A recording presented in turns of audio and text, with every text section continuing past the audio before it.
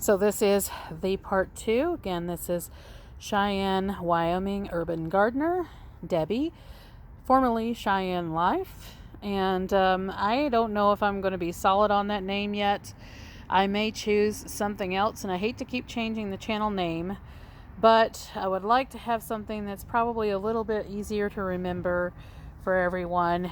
And do want to incorporate Wyoming as well, because that is where I'm at in Cheyenne. So anyway, back into it. We've got, as you can see, red curry squash that are just kind of hanging out all over the place. I've got one hanging off of my clematis here in the back. You can just see the stem of it because the leaves are covering it up, but right there it is. You can kind of see the stem. Not really sure you can see much else. Nope. And it's hanging behind my clematis, and the clematis are just blooming like crazy. And I'm just seeing red curry squash hanging everywhere in here. The giant oxheart tomatoes doing great, and I'm noticing some tomatoes that are setting on them. There are 3 of them that are really large plants, just keep getting bigger and bigger. The one in the front not looking as good, and that's probably because it's just not getting a whole lot of sun exposure, especially with the size of these sunflower leaves. And I have been trimming, and you can do this, is trim all of the leaves off of the bottoms of your sunflowers, and that helps to get more light into your other plants, especially if you're trying to garden in a compact area. But this sunflower is now taller than me as well, and I'm not sure if it's got a bloom going to happen on it anytime soon. Actually, it looks like there might be in there, so we'll see what it does. But anyway, that is that. And then over here is where I took out all of those radishes that I had along the edges of my white pumpkins and watermelon. So I took those out because they were at the end, and got a nice harvest out of those. Some nice radishes out of that. And went ahead and planted those 7 lettuce plants that I have, and this is the butter crunch lettuce. And I did space them well apart from each other, so I want to see if they actually make potential heads, because they will make a loose head if you plant them far apart from each other. So I want to see if they'll do that. And then I went ahead and right here in this patch in the back, I planted some more rainbow radishes in here, the Easter egg basket radishes, sorry. So got those in there, and I did, sorry about that, that was my grandson. He probably did something wrong. We've had some trouble out of him the last couple of days. And we did plant some lettuce through here in the back. It's just a gourmet blend. And some French breakfast radishes in front of that. And then the row of gold potatoes are just doing fantastic. They are amazing. We got a little bit of rain yesterday, and they really seem to love that and are really taking off like crazy. Beautiful potatoes. And to answer the question on the Kennebec potatoes, everyone was wondering, how long does it take for Kennebec potatoes to be ready? Because I kept wondering about my plants still being so green. And the answer to that is about 100 to 110 days. So the potatoes should be getting done in about the same time that the corn gets done. So about the first week of September. So that's about how long they've been in here. And look forward to that, because the potatoes are just looking amazing. And that was a bee going by, if you saw that in the video. So looking forward to that. They are just beautiful plants.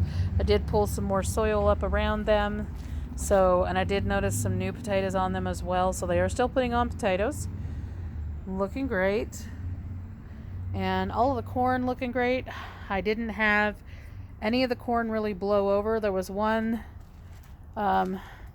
actually 3 of the smaller ones that kind of leaned over a little bit, but they don't have a whole lot of the squash around them, and that's probably why. And they're really, really small anyway, so they're probably not as strong as the others.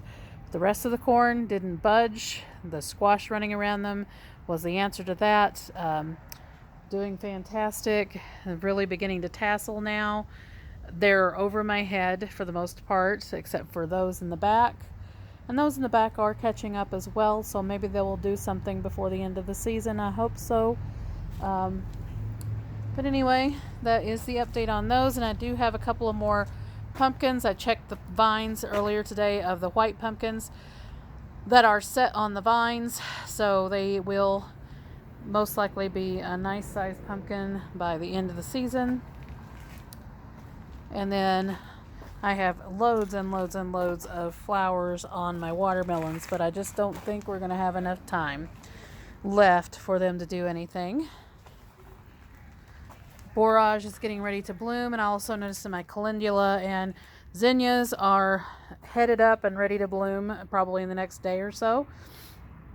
But anyway, here's a front shot of the corn, looking fantastic. You can see the tassels there. They're getting ready to really put on some more height. Once the tassels come up, they usually are about 1.5 to 2 more feet that's on the plant, so they'll be well over my head at that point.